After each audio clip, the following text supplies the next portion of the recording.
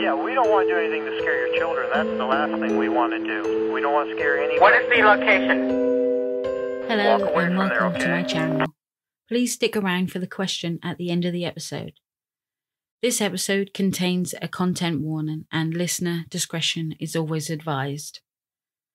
This week we're heading to Dundee, and on the 2nd of August 2001, Anne Valerie Nicoll was a civil servant aged 34, and she was in a long-term relationship with her boyfriend, Gordon Mackenzie.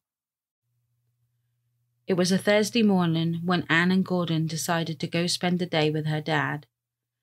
As the day disappeared into early evening, around 6 p.m, Anne said she was just going to pop out and take Sophie, the little dog, for a walk over Dundee Law. Dundee Law is a hill in the centre of Dundee. It's the highest point of Dundee. It's a popular location for dog walkers, and there's a war memorial directly on the top of Dundee Law. The area is called the Law by locals, so this is why throughout the episode I will be referring to it as the Law. Now, Anne wasn't a stranger to this area. This was a place she knew incredibly well. In fact, Anne would often speak to other dog walkers. The area was so well known to everyone that everyone just got on with each other. Anne was walking around 100 yards into the Law. Her little dog Sophie was exploring ahead. She saw someone coming towards her. As they got closer, Anne spoke to the person. She realised she knew him. His name was Robbie McIntosh. Within seconds, McIntosh launched a vicious attack on Anne, stabbing her 29 times in the head and body. He then stamped on Anne's face. Anne's stab wounds were so deep it cut into her bone.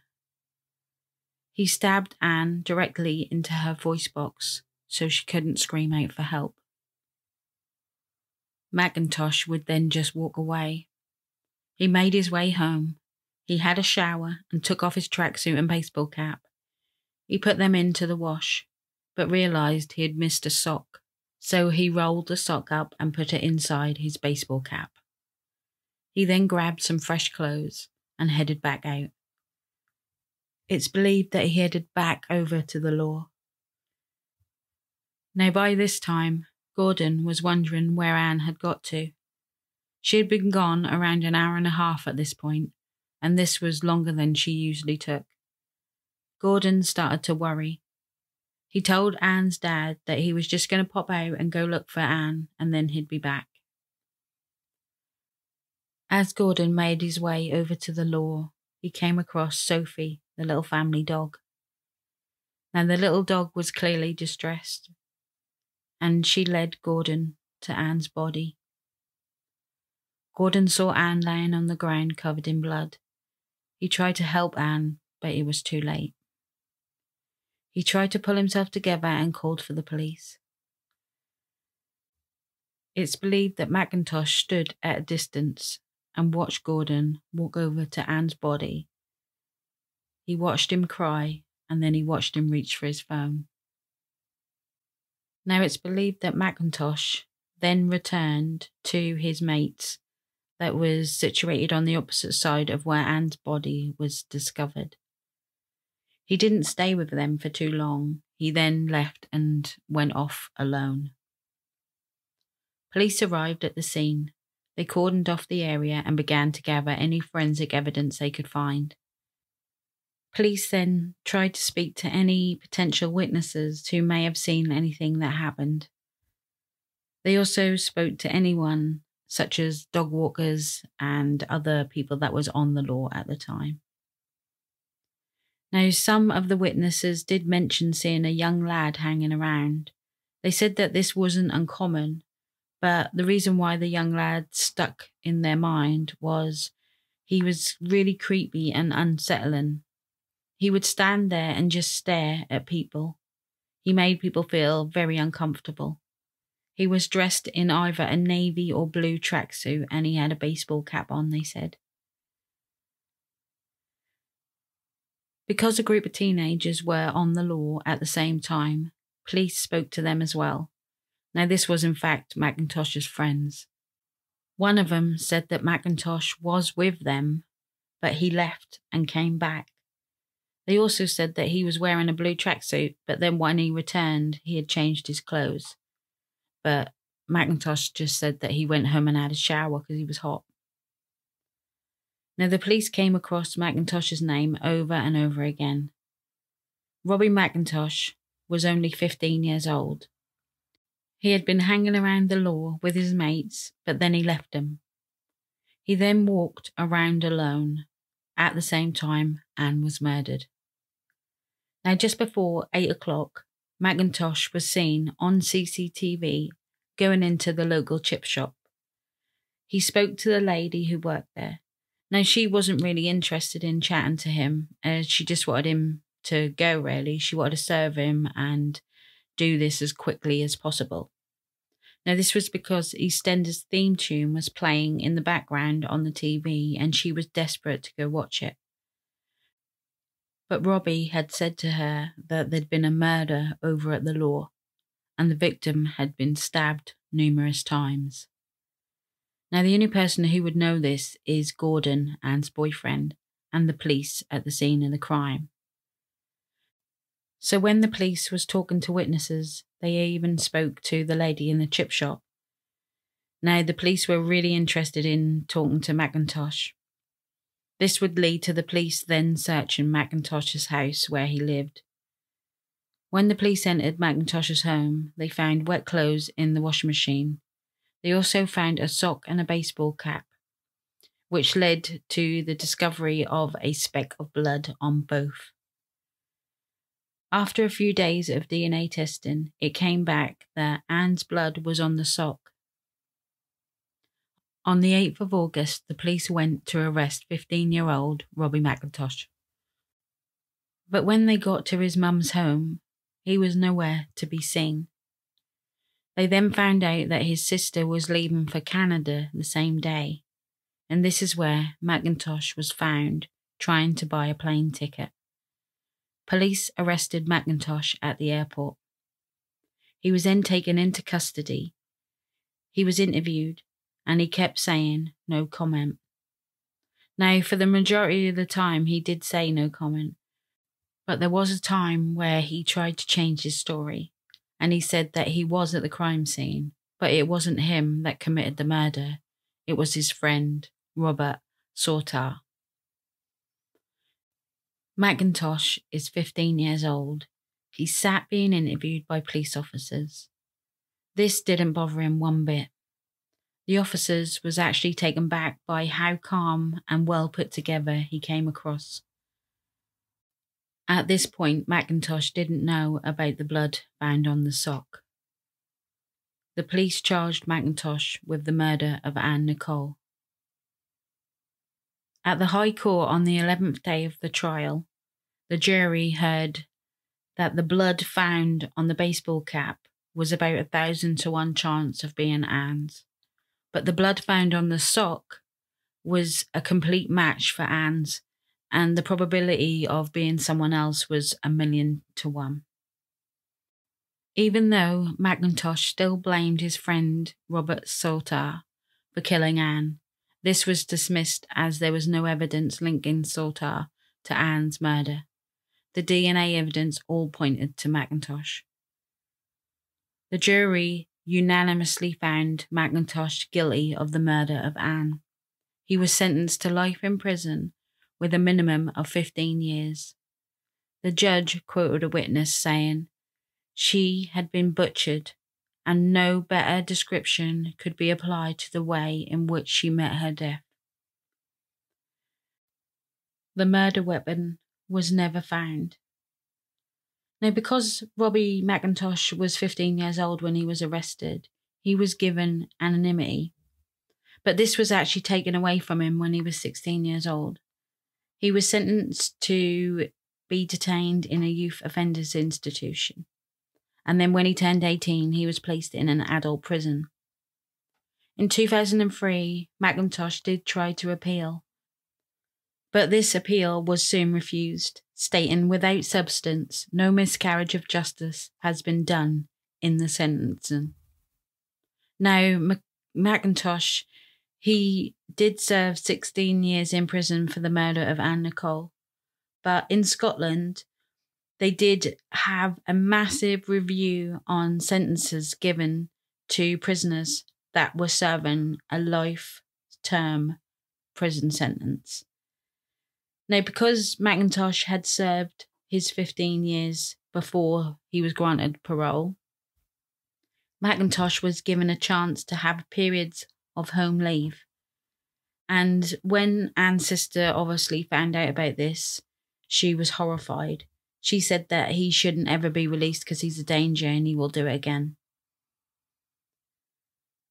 Anne's older sister also stated that Anne was loving, caring, sensitive, fun person. One of the best I've ever known, she said. On the 2nd of August 2017, the now 31-year-old Robbie McIntosh was granted home leave on the 16th anniversary of Anne's murder. 5 days after this, he left his mother's house on the 7th of August, where he was staying. His neighbour's CCTV caught him walking past their home around 11:42 a.m. He had a rucksack on his back. He made his way to Templeton Woods. At the same time, 52-year-old Linda McDonald was out taking her little dog Betsy for a walk in the woods around 1:10. Linda was walking through the wooded area, coming towards the water tower. She was chatting to some regular dog walkers she knew, and then she made her way into the woods. Linda had this awful feeling something was going to happen. She recalls seeing a really tall figure, and he had a military-style march towards her with no expression on his face. McIntosh walked past Linda. Then he stopped and turned around. Linda heard his footsteps stop. Her heart sank as she turned around to look. He then ran at Linda. He grabbed a heavy dumbbell out of his rucksack. He then struck Linda on the right-hand side of her head. She had no time to defend herself. Linda said that she felt lethargic. She goes on to say that, "I realised immediately that I was going to have to fight if I was going to survive." McIntosh repeatedly hit Linda with the dumbbell. Linda tried to protect herself by putting her hands over her head. Warm blood ran down her face. Linda recalls, "I must have passed out because I came around and I was aware I was on my tummy, being dragged into the woods quickly. The clothes on my upper body were off, and I thought he was going to rape me. He was leaning over me, and at this point, I decided to stop breathing and play dead. I took myself somewhere else, and at that point, I felt peaceful. I had no pain, and I thought about my family and how distressed they would be if I left them. I prayed to God, and above all else, I was determined that I would live to be able to describe my attacker, so that he wasn't able to do that to anybody else ever again.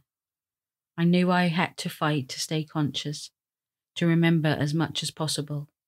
My overriding thought was to make sure that I could describe every detail of that man.